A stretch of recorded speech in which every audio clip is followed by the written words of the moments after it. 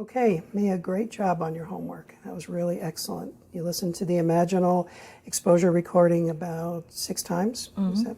And you did the exposure, the in vivo exposure of walking around and touching things like doorknobs and other surfaces and objects you normally wouldn't touch, both at your house and other places you went. And you sat down on the floor, and you even ate lunch off the floor at your house and at your mom's house, right? Okay. And no washing. No washing, no hand washing, no extra washing. Perfect. Good for you. Okay. So what'd you learn from all that, do you think, over the course of the time you've done that? It got easier. At the beginning it was really hard, and I feel like my sats were much higher than at the end. So I guess that was what we talked about, the habituation. Habituation, right. Yeah, the fact that when you do something like that initially makes you anxious, and you do it repeatedly, especially and for prolonged periods of time, yeah, your anxiety comes down, right? We're just not built to stay indefinitely anxious, okay? You notice any other changes or anything else? I noticed that before doing the exposures, I was really, really anxious. And then it kind of went down, like the anticipatory anxiety that we also discussed. Right. Did that change by, say, yesterday? Yeah. How so?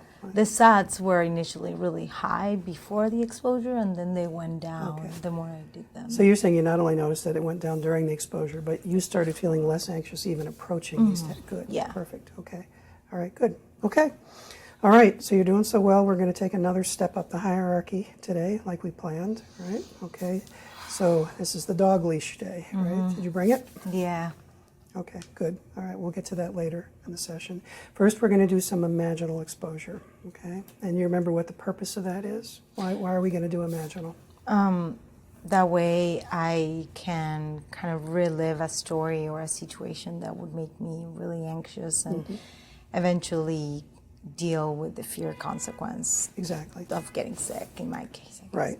So the idea is this is how we are able to have you have exposure to, or sort of a confrontation in imagination with the consequences you fear of touching things that are contaminated and not washing, not doing your rituals, right?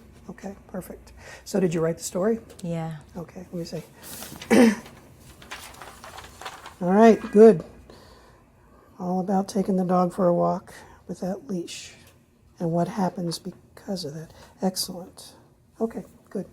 You know this, so I'm not going to ask you to read it. But Okay, so in a minute when we start, what I'm going to ask you to do is to close your eyes and to sort of narrate or describe this scene that you thought about this week and wrote out, where you're handling the dog leash and very aware of the way it's contaminated. And I want you to describe in the story not just what you're doing, but also what you're kind of feeling and what you're thinking as you do this, and then also leading to the consequences you fear, right, from handling the dog leash and not washing. Okay? Any questions before you start? Okay. So what's your level right now? I would say like a 70. 70. Okay. All right. Go ahead and start when you're ready. Should we press play? Oh, thank you for reminding me. Yep. We'll start the recording so you have that for homework. Okay. So I'm in my house and the dog starts barking, and I know that means that I have to take him out. Really don't want to, so I'm thinking maybe I should wait until Joe gets home and he can do it.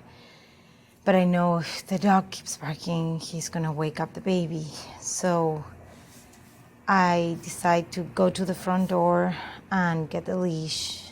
I'm not gonna wear the gloves I usually wear, so I fully experience touching the leash, but I'm already feeling really anxious.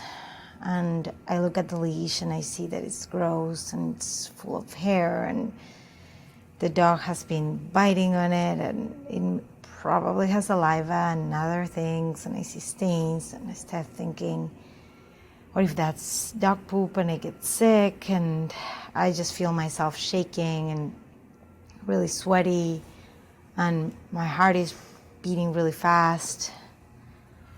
So I'm feeling really, really anxious, but I push myself and I grab the leash and I get the dog, open the door, go out, and grab the leash. Okay. What's your level now, Mia? Just real quick. What's your... Like 90. 90. Okay, you're doing great. Just keep going. So I grab the leash, and the dog is pulling, and I feel the leash kind of pushing through my skin, and I'm thinking all the bacteria that's getting there, and I'm gonna get sick, want to vomit, but I just keep going. So I walk the dog, come back home, and I just leave the leash in the front door. And I'm thinking, I'm probably gonna get sick. I really wanna wash my hands, really wanna take a shower. But I try not to, and I stop myself. And I'm feeling really, really anxious. So I can't stop thinking about washing. So I try to go to bed, decide to fall asleep. The next morning I wake up and I already feel sick. I know I'm sick. I'm shivering, and I feel like I have a fever, and I'm shaking again, and I'm really nauseated. So I go to the bathroom, start vomiting, and I know I'm sick. I already got something I should have washed. I start thinking about that. I'm gonna get the baby sick. And I feel really, really sick. Okay, great job. What's your level now?